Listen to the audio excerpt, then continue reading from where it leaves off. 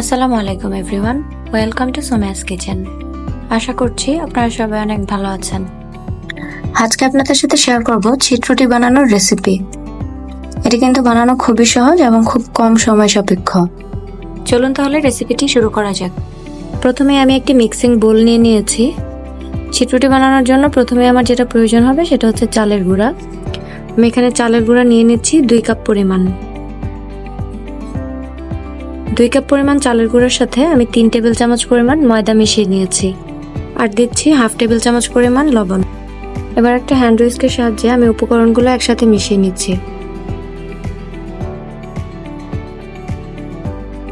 সবগুলো একসাথে ভালোভাবে মিশিয়ে নেওয়ার পর আমি ব্যাটারটা তৈরি করে নিব। ব্যাটারটা তৈরির জন্য আমি এখানে সয়াবিন তেল অ্যাড করে নিচ্ছি। প্রথমেই আমি এখানে 3 টেবিল চামচ পরিমাণ সয়াবিন তেল দিয়েছি। তেলটা দিয়ে আমি একটু নেড়েচেড়ে মিশিয়ে নিচ্ছি। তেলটা মেশানো হয়ে গেলে আমি এবার পানি দিয়ে ব্যাটারটা তৈরি করে নিব। এখানে আমি নর্মাল পানি ব্যবহার করেছি, আর পানিটা একেবারে অ্যাড করতে যাবেন না, অল্প অল্প করে মিশিয়ে বারবার ভালোভাবে নেড়ে চেড়ে ব্যাটারটা তৈরি করে নিতে হবে।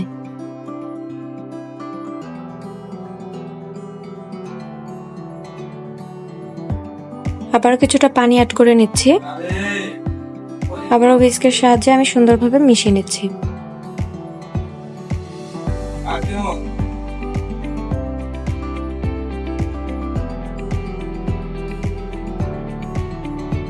কিছুক্ষণ এভাবে খুব ভালোভাবে নেড়ে নেবেন, তাহলে ভেতরে দানা থেকে যাওয়ার পসিবিলিটি থাকবে না।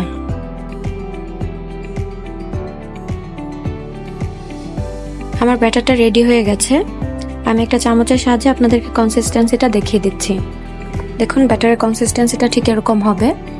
আর এটাকে আমি যখন রেস্টে রাখবো এটা কিন্তু আর একটু ভারী হয়ে যাবে, তাই চেষ্টা করবেন কনসিস্টেন্সিটা যেন এমন থাকে সেটা খেয়াল রাখার। এবার ব্যাটারটাকে আমি 10 থেকে 15 মিনিটের জন্য রেস্টে রেখে দিচ্ছি। 15 মিনিট পর আমি এবার রুটিটা বানিয়ে নিব। আমি চুলায় একটি প্যান বসিয়ে নিয়েছি, আর প্রথমেই আমি প্যানে একটু তেল ব্রাশ করে নিচ্ছি। তেলটা ব্রাশ করে নেওয়ার পর আমি এবার রুটিটা বানিয়ে নিব। আমি পুরোটা রুটি এরকম হাত দিয়ে ছিটকে ছিটকে বানিয়েছি। আশা করছি আপনারা দেখলে সিস্টেমটা বুঝতে পারবেন। আর দেওয়া হয়ে গেছে। এবার রুটিটা পুরোপুরিভাবে সেদ্ধ হওয়ার জন্য আমি 1 মিনিট মতো অপেক্ষা করব। আর এই অবস্থায় অবশ্যই চুলার জালটা মিডিয়াম আঁচে রাখবেন। রুটিটা হওয়ার জন্য কিন্তু ঢাকতে হবে না, 1 মিনিটের মাথায় রুটিটা পুরোপুরিভাবে হয়ে যাবে। আমার রুটিটা সিদ্ধ হয়ে গেছে। এবার এটাকে আমি এক পাশ থেকে ফোল্ড করে নিয়েছি এবং ওপাশ থেকেও আরেকবার ফোল্ড করে উঠিয়ে নেব। খুব সহজে এবং অল্প সময়ের মধ্যেই কিন্তু রুটিটা রেডি হয়ে গেছে।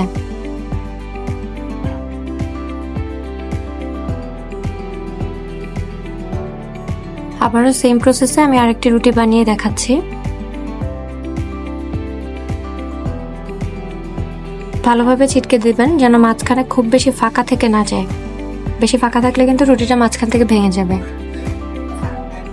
এই রুটিটাও হয়ে গেছে, আমি এটাও আবার উঠিয়ে নিচ্ছি।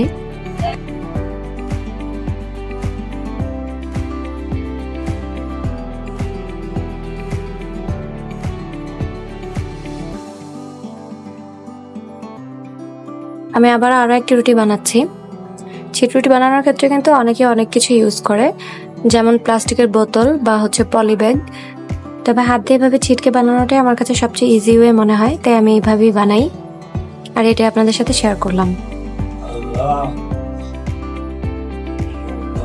এই রুটিটাও হয়ে গেছে, আমি এবার উঠিয়ে নিচ্ছি। সেম প্রসেসে আমি সবগুলো রুটি বানিয়ে নিয়েছি। এটা দেখতেও কিন্তু বেশ অন্যরকম, আর খেতেও দারুণ মজার।